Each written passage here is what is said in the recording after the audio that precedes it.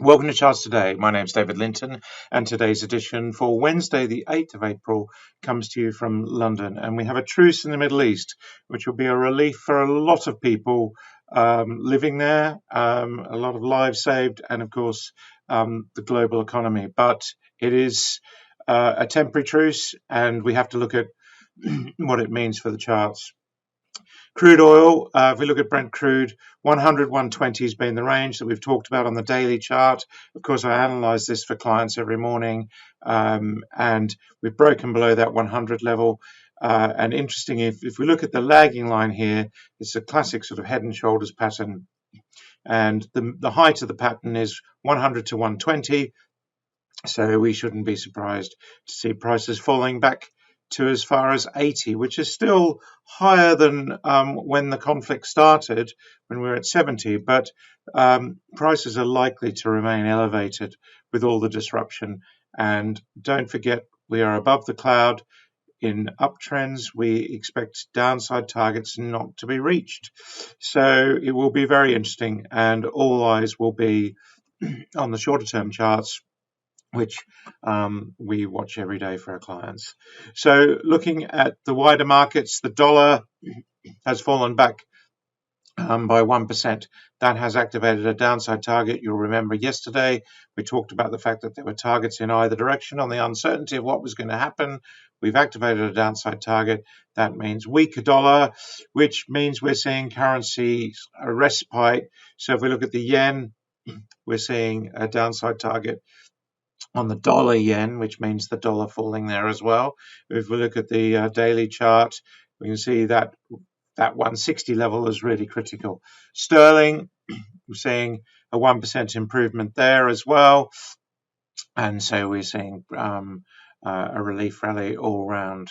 Bitcoin, quite interestingly, we are still below the cloud. We still have downside targets, but we are up 3.5%. And if we look at the shorter term charts, we can see those targets kicking in. But it is a counter trend move, and this is the key thing. Trend is everything. If we look at the NASDAQ, we've still got this downside target hanging over us, remembering that we need to move back above 26,000, back to a new high to deactivate, negate this upside target. So that does hang over us still. And if we look at the futures, we see we're getting a little bit more clarity on the futures, up 3.2%. So this is what we expect the NASDAQ to do today. We expect a strong showing in the market. But again, that target can only be removed with a new high. So that's quite key. UK market up 2.6%, closer to making a new high than the US market. And Germany up 4.8%, a really big relief rally there for the German market. Japan was up 3%, and we can see broadly in Asia we had strong showing, 3.7% on the Sensex, which has been very badly hit with this Middle East crisis, and the S&P 200 in Australia, the ASX, that is also pushing back towards those high levels. So these charts in Asia are looking a little bit better than the US, and same for Europe. Now looking at gold, relief here as well. New upside target to 5,500, back to the top there on gold, and that is activated. We're waiting to see if we activate a 60-minute target, some 9% higher. So good news there for gold bulls. Looking at yields, we're seeing really big moves in yields. But again, so we saw a 2.4% downward move on the US 10-year. But again, this target hangs over us until we make a new low below 3.95. We would deactivate that target to 5%. So the inflationary effects of this are still effectively baked in, even though we are seeing a pullback. We might see a pullback to a higher low and then go high towards the target.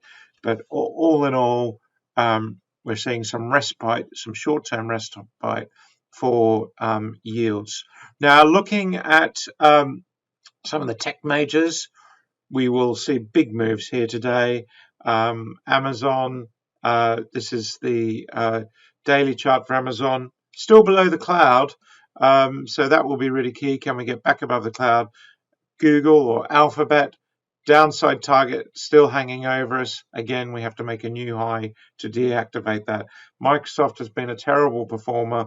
We will see a bounce at this support level with today's news, and Meta, downside targets met there as well.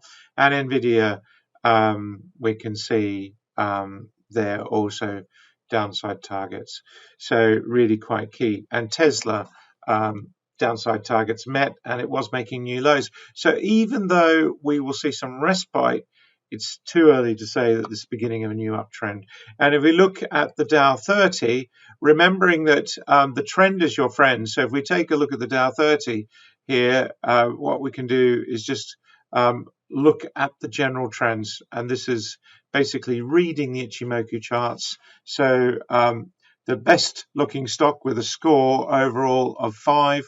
We assigned 3 for the long term, 2 for the medium term, and 1 for the short term. We're neutral on the short term. So there isn't a single stock that is bullish, bullish, bullish. Cisco is really the only chart there that has, well, in fact, we've got Merck also with that score of 5. So these charts will turn bullish, bullish, bullish because the short-term trends will change. You can see here with Merck, we've got upside targets. Verizon, we're now into the 4s. So this is where we have a bearish short-term trend. That, again, could turn bullish on the 60-minute chart.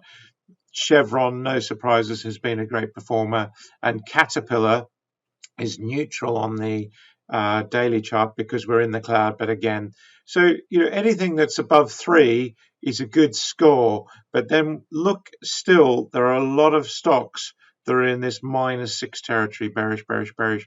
So they may turn neutral on the short-term chart. So we can see here, for example, Microsoft is one of those. May turn neutral, but it doesn't change the long-term and medium-term picture.